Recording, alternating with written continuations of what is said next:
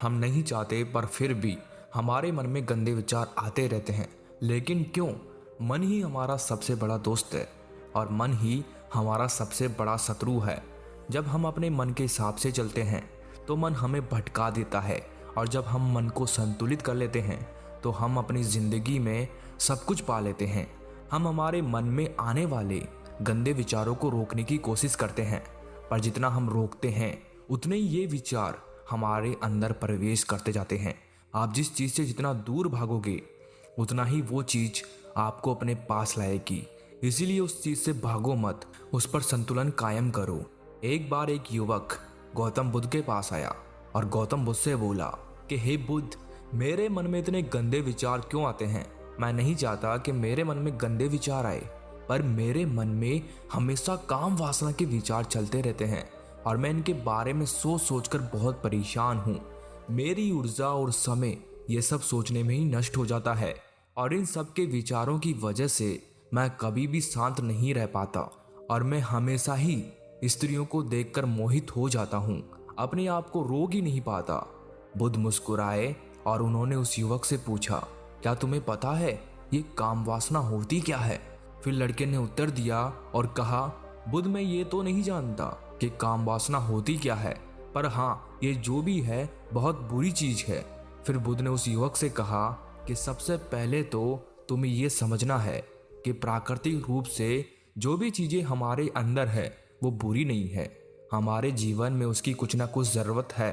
वासना कोई बुरी बात नहीं है, ये तो हमारे मन की एक भावना है जो हमें किसी ना किसी चीज की कमी का एहसास करवाती है, और फिर हम उस चीज को पाने के लिए उस चीज की तरफ आकर्षित हो जाते हैं। जैसे अगर तुम्हारे पास धन की कमी है तो तुम में धन पाने की वासना उत्पन्न हो जाएगी। तो वासना कुछ और नहीं, बस एक प्रकार की कमी है जो कि एक प्रकार की जरूरत का एहसास है, और जब ये जरूरत शारीरिक हो तो हम इसे काम वासना कह देते हैं। युवक ने गौतम बुद्ध को कहा कि बुद्ध, मुझे काम वासना का मतलब तो समझ में आ गया, पर आप मुझे ये बताइए कि ये आती कहाँ से है, कैसे आती है ये? गौतम बुद्ध ने कहा कि काम वासना कहीं से आती नहीं है, ये तो हमारे अंदर ही होती है, और इसका होना तो जरूरी भी है, तभी तो मानव जाति का विस्तार होगा। युवक ने कहा, जब ये हमारे अंदर ही है और जरूरी भी है तो फिर लोग इसे गलत क्यों बोलते हैं? बुद्ध ने कहा कि यही तो समस्या है, लोगों ने काम वासना को गलत तरीके से सोच लिया है, इसे छिपाने की, दबाने की कोशिश करते हैं। काम वासना गलत नहीं है, बल्कि काम वासना का गलत तरीके से प्रयोग करना गलत बात है। लोग जिससे प्रेम करते हैं बस उसी के लिए जीने लग जाते हैं, उसे पाना ही अपना लक्ष्य बना लेते हैं और उसी के बारे में हमेशा सोचते रहते हैं, पर यह सब गलत है। बुद्ध ने युवक से कहा, क्या तुम्हें पता है जानवरों में भी काम वासना होती है? युवक ने उत्तर दिया, हाँ बुद्ध, जानवरों में भी काम वासना होती है, क्योंकि जानवर भी तो आखिर अपनी पीढ़ी को आगे बढ़ाएंगे। बुद्ध ने कहा, तो फिर हम जानवरों की काम वासना को गलत क्यों नहीं कहते? युवक ने कहा, मुझे नहीं पता महात्मा, आप ही मुझे बताइए। गौतम बुद्ध ने कहा कि जानवर अपनी काम वासना का प्रयोग आनंद प्राप्ति के लिए नहीं करते, वो तो सिर्फ संतान उत्पन्न करने के लिए काम वासना का उपयोग करते हैं। जानवरों को प्रकृति ने इतनी समझ नहीं दी कि वो काम वासना को अपने सुख का आधार बना सके, जबकि मनुष्य अपनी समझ के बलबूते पर प्रकृति में पाई जाने वाली प्रत्येक वस्तु को अपने सुख के लिए प्रयोग करता है। हम इंसानों ने ही काम वासना को अपने सुख का साधन बना लिया है, जबकि प्रकृति ने तो हमें अपने वंश को आगे बढ़ाने के लिए दिया था, लेकिन इंसानों ने इसे अपने जीवन का परम लक्ष्य बना रखा है, और इस तरह से काम वासना का बेलगाम हो जाना गलत है। युवक ने बुद्ध से पूछा, महात्मा जी, ये काम वासना हम पर हावी क्यों होती है, क्यों ये बेलगाम हो जाती है? तब गौतम बुद्ध ने कहा कि सुनो, अब जो मैं तुम्हें बताऊंगा उसे तुम ध्यान पूर्वक सुनना। काम वासना का सारा खेल तुम्हें समझ आ जाएगा, तुम्हें तुम्हारे सारे सवालों का जवाब मिल जाएगा, बस तुम्हें ध्यान से सुनकर समझना है। फिर गौतम बुद्ध युवक को बताना शुरू करते हैं कि एक बार की बात है, एक आश्रम में गुरु और उनके शिष्य रहा करते थे। शिष्य रोजाना आश्रम के बाहर स्थित गांवों में भिक्षा लेने के लिए जाते थे। उस आश्रम का एक शिष्य जिस गांव में भिक्षा लेने जाता था, उस रास्ते में एक नदी पड़ती थी। वो शिष्य रोज उसी रास्ते से भिक्षा लेने जाता था। एक दिन उस शिष्य ने देखा कि एक लड़का पेड़ के पीछे छिपा है। वो शिष्य उस लड़के के पास गया और उससे जाकर बोला, भाई तुम इस पेड़ के पीछे छिपकर क्या देख रहे हो? लड़के ने कहा, अरे तुझे नहीं दिख रहा क्या कि मैं क्या देख रहा हूँ? तब शिष्य ने नदी की तरफ देखा तो वहां पर कुछ लड़कियां पानी भर रही थी। वो लड़कियां 14-15 साल की होगी। तब शिष्य ने उस लड़के से कहा, अरे भाई वहां पर तो लड़कियां पानी भर रही है, इसमें छिपकर देखने वाली क्या बात है? तब वो लड़का शिष्य की तरफ देखकर उससे कहता है, अरे पागल तुम्हें दिखाई नहीं दे रहा क्या कि कैसे ये परियां नदी से पानी निकाल रही है? जरा उनकी अदाओं को तो देखो, उनके कोमल शरीर को देखो, उनकी पतली कमर मटके को उठाते समय बल खाती है और उनके बाल उनकी कमर पर कैसे लहरा रहे हैं, मानो सुंदरता बिखरी पड़ी हो। शिष्य ने फिर नदी की तरफ देखा और इस बार वो शिष्य देखता ही चला गया। अभी तक तो उसे कुछ भी नजर नहीं आ रहा था और वो बिल्कुल निर्भय था। उसे किसी भी बात का कोई डर नहीं था। लेकिन अब वो छिपने लगा और उन लड़कियों को देखने लगा जैसे उसने कोई अपराध कर दिया हो। और जब वो छिपकर उन लड़कियों को देख रहा था तभी वो अचानक अंदर से कांप गया और उसने कहा कि ये मैं क्या कर रहा हूँ? मैं जो कर रहा हूँ वो सही नहीं है, मुझे यहाँ से चले जाना चाहिए। और फिर वो जल्दी से वहाँ से चला गया। वो आश्रम पहुँच जाता है।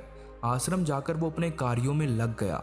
लेकिन जो अभी वो देखकर आया था वही उसकी आंखों के सामने बार बार आ रहा था। उसके मन में वही दृश्य चल रहा था। उसका मन वही सब कुछ देखने के लिए ललायित हो रहा था। उसका किसी भी काम में मन नहीं लग रहा था। सुबह होते ही वो रोज जल्दी ही भिक्षा के लिए आश्रम से निकल जाता और उस नदी के पास वाले वृक्ष के पास जाता जहाँ पर वो लड़का पहले से मौजूद रहता था। उसके साथ मिलकर लड़कियों को छुप छुप कर देखता था। अब वो शिष्य रोज ही ऐसा करने लग गया। ये उसके रोज का काम हो गया। अब उस शिष्य का मन किसी भी काम में नहीं लगता था। वो हमेशा ही किसी न किसी प्रकार के विचार में उलझा रहता। वो आश्रम के कार्यों को भी ठीक ढंग से नहीं कर पा रहा था। ना वो ठीक से सो पाता था, ना वो ठीक से खाना खा पाता था। उसका मन बेचैन सा रहता था। उसका मन बार बार उन लड़कियों के सौंदर्य को देखने के लिए ललायित हो उठता था। जब गुरु भिक्षा देते तब भी उस शिष्य का मन कहीं और विचारों में खोया रहता था। गुरु ने अपने शिष्य की इन हरकतों को भांप लिया था। तब एक दिन गुरु ने शिष्य को अपने पास बुलाया और कहा कि आज से मैं भी तुम्हारे साथ भिक्षा मांगने चलूंगा। तुम और मैं साथ साथ भिक्षा मांगने चलेंगे। तभी शिष्य ने गुरु को मना करते हुए बोला, नहीं गुरुदेव, आप परेशान क्यों हो रहे हो? मैं अकेला ही ठीक से भिक्षा मांग सकता हूँ। गुरु ने शिष्य से कहा कि ठीक है, तुम अकेले ही भिक्षा मांगने जाओ। शिष्य तुरंत वहां से भिक्षा मांगने के लिए निकल गया। शिष्य को जाने के बाद गुरु भी आश्रम से निकल गए और शिष्य का पीछा करने लगे कि वो कहाँ जाता है, किससे मिलता है।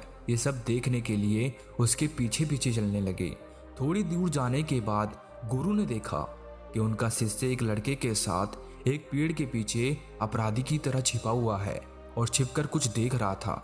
गुरु भी अपने शिष्य के पीछे जाकर खड़े हो गए कि आखिर उनका शिष्य ऐसा क्या देख रहा है जिसे देखने के लिए वो पेड़ के पीछे अपराधियों की तरह छिपा पड़ा है। गुरु ने देखा कि उनका शिष्य पेड़ के पीछे छुपकर लड़कियों को देख रहा था जो कि नदी से पानी भर रही थी। तभी गुरु ने शिष्य को कहा कि शिष्य, क्या तुम इन लड़कियों से भी भिक्षा लोगे? अपने गुरु की आवाज सुनकर वो शिष्य घबरा गया और उसके पसीने छूटने लगे। वो थर थर कांपने लगा जैसे किसी चोर को चोरी करते समय रंगे हाथों पकड़ लिया हो। उस शिष्य की हालत खराब हो गई। वो कुछ भी नहीं बोल पा रहा था। दूसरा लड़का जो शिष्य के साथ था वो वहां से भाग गया। शिष्य घबराया हुआ था। उसके मुंह से कुछ टूटे फूटे शब्द ही बाहर निकल रहे थे। वो अपने गुरु से नजरें भी नहीं मिला पा रहा था। गुरु ने शिष्य की तरफ देखा और कहा कि मेरा शिष्य तो निर्भय था, उसे तो किसी भी चीज का डर नहीं था, लेकिन ये क्या, तुम तो डर के मारे कांप रहे हो। शिष्य ने गुरु से कहा कि मुझे माफ कर दो गुरुदेव, मेरा इसमें कोई दोष नहीं है। उस लड़के ने मुझे बहका दिया था, लेकिन आपसे मैं वादा करता हूँ कि आज के बाद मैं ऐसा कभी दोबारा नहीं करूँगा। मुझे माफ कर दो गुरुदेव। गुरु ने शिष्य से कहा कि कोई बात नहीं, पर इस बात का तुम ध्यान रखना कि हम जैसी संगति करते हैं वैसा ही फल हमें प्राप्त होता है। हम जैसी संगति करते हैं उसके विचार हमारे अंदर प्रवेश करते हैं। इसीलिए अच्छी संगति करो जिससे तुम्हारे अंदर अच्छे विचारों का प्रवेश हो। फिर गुरु और शिष्य आश्रम लौट आए और शिष्य फिर से आश्रम के कार्यों पर ध्यान देने लगा। उसने उस रास्ते को छोड़ दिया और दूसरे रास्ते से जाने लगा। वो अपने काम को ध्यान से करता, लेकिन धीरे धीरे उसके अंदर क्रोध उत्पन्न हो गया और फिर वो दूसरे शिष्यों पर क्रोध करने लगा। वो बेचैन रहने लग गया। अब वो सही समय पर भोजन भी नहीं करता था। वो भोजन भी बहुत कम खाता था। एक रात गुरु उस शिष्य के पास आए और उससे बोले कि अब तक तुमने कितनी बार अपना वादा तोड़ दिया। ये सुनकर शिष्य अपने गुरु के चरणों में गिर गया और रोने लगा। रोते रोते ही उसने गुरु से कहा कि गुरुदेव, मैं कई बार अपना वादा तोड़ चुका हूँ, फिर वादा कर लेता हूँ, लेकिन हर बार मैं वादा तोड़ देता हूँ। मेरा मन मेरे नियंत्रण में है ही नहीं। मैं बहुत कोशिश करता हूँ कि मैं अपने मन से सारे बुरे विचारों को निकाल दूँ, लेकिन मैं चाहकर भी ऐसा नहीं कर पा रहा हूँ। फिर गुरु ने शिष्य को कहा कि चलो मेरे साथ। गुरु शिष्य को आश्रम के बगीचे में लेकर गए और शिष्य से कहा कि देखो, यहाँ पर कुछ नालियाँ बनी हुई है जिससे नदी का पानी इन पौधों तक आ रहा है और ये पानी एक निरंतर बहाव से आ रहा है। क्या तुम इस पानी के बहाव को रोक सकते हो? शिष्य ने कहा कि हाँ गुरुदेव, मैं इस बहाव को रोक सकता हूँ। फिर शिष्य ने मिट्टी उठाकर उस नाली में डाल दी। वो पानी थोड़ी देर के लिए रुक गया और फिर थोड़ी देर बाद उस रेत के ऊपर से पानी आ गया। गुरु ने शिष्य से कहा, अरे ये क्या, ये तो पानी रुका ही नहीं। फिर शिष्य ने कुछ कंकड़ पत्थर उठाकर उस नाली में डाल दिए और फिर थोड़ी देर के लिए पानी रुक गया, लेकिन फिर थोड़ी देर बाद ही उन कंकड़ पत्थर के ऊपर से पानी निकल आया। फिर गुरु ने कहा कि शिष्य, ये क्या हुआ? पानी तो फिर से आ गया। तुम तो बोल रहे थे कि तुम इसे रोक दोगे। क्या हम किसी काम को रोकना चाहे तो क्या हम उसे रोक नहीं सकते? तब शिष्य ने कहा, कोई बात नहीं गुरुदेव, मैं इस पानी को तो आपको रोक के दिखाऊंगा। फिर वो शिष्य एक बड़ा सा पत्थर लेकर आया और उस नाली पर डाल दिया और पानी रुक गया। फिर शिष्य ने गुरु से कहा कि देखा गुरुदेव, मैंने कहा था ना कि पानी को मैं रोक दूंगा। मैंने पानी को रोक दिखाया। आपकी बात मैंने पूरी कर दी। गुरु मुस्कुराए और बोले, अच्छा जरा ध्यान से देखो, पानी रुक गया क्या? वो तो पीछे की नाली तोड़कर बाहर आ गया और अगल बगल से बह रहा है। और ध्यान से देखो तो इस पत्थर के आगे भी आ गया और ये पानी अपना रास्ता बदल कर फिर से आगे की तरफ बह जाएगा।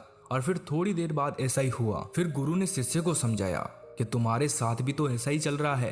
तुम बार बार प्रयास कर रहे हो, बड़े से बड़ा प्रयास कर रहे हो, पर हर बार तुम्हारा प्रयास टूट रहा है और ये हमेशा टूटता ही रहेगा। तुम कितना भी बड़ा पत्थर रख लो, लेकिन पानी तो अपना रास्ता बना ही लेगा। ये सब देखकर शिष्य निराश हो गया। फिर शिष्य ने गुरु से कहा कि हे गुरुदेव, क्या कोई तरीका नहीं है जिससे मैं इन गंदे विचारों से बाहर निकल सकूं? और ये मेरे मन में आए ही नहीं। गुरु शिष्य को एक नदी के पास ले गए जहां से उस बगीचे में पानी आ रहा था। गुरु ने शिष्य से कहा, वो पानी इसी नदी से जा रहा है। अगर हम यहीं से उस रास्ते को बंद कर दें जहां से ये पानी बगीचे में जा रहा है, तब क्या हम पानी को रोक नहीं सकते? शिष्य ने कहा कि हाँ गुरुदेव, अवश्य ऐसा हो सकता है।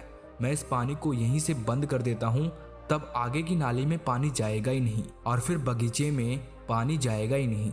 फिर शिष्य ने नदी से जाने वाले रास्ते को बहुत मेहनत करके पत्थर और मिट्टी डाल डालकर बंद कर दिया और गुरु से कहा कि गुरुदेव, मैंने पानी को बंद कर दिया है, अब ये पानी बगीचे में जाएगा ही नहीं।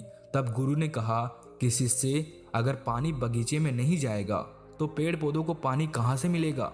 उन पेड़ पौधों को तो पानी की आवश्यकता है और उन पेड़ पौधों में कुछ पेड़ पौधे तो ऐसे हैं जिनको रोज पानी की आवश्यकता है। वो तो मुरझाकर मर ही जाएंगे, उनका क्या होगा? पानी तो हमें खोलना ही होगा। शिष्य ने गुरु की बात सुनकर वापस नदी से जाने वाले पानी का रास्ता खोल दिया। तब गुरु ने शिष्य से पूछा, शिष्य, अगर हम इस नदी के पूरे पानी को बगीचे की तरफ मोड़ दें तो क्या होगा? तब शिष्य ने जवाब दिया कि गुरुदेव, वहां पर जितने भी पेड़ पौधे हैं वो गलकर नष्ट हो जाएंगे, वहां पर कुछ नहीं बचेगा। फिर गुरु मुस्कुराए और बोले, तुम इस बात को समझो कि हमें किसी भी चीज को रोकना नहीं है, बस हमें हमेशा संतुलन बनाए रखना है। कम पानी से भी पौधे नष्ट होते हैं और ज्यादा पानी से भी पौधे नष्ट होते हैं। हमारा जीवन संतुलन से ही चलता है। गुरु ने शिष्य से कहा कि अगर मैं तुम्हें कुछ कहूँ कि तुम आम के बारे में मत सोचो, तो तुम्हारे मन में सबसे पहले किसका चित्र आएगा? शिष्य ने कहा कि गुरुदेव, मेरे मन में तो पहला चित्र आम का ही आएगा। गुरु ने कहा कि जब हम गंदे विचारों को जबरदस्ती रोकने का प्रयास करते हैं तो वो और मजबूती के साथ हमारे अंदर प्रवेश करते हैं, हमारे अंदर उठते हैं। इसीलिए हमें उन्हें कभी भी दबाने की कोशिश नहीं करनी चाहिए।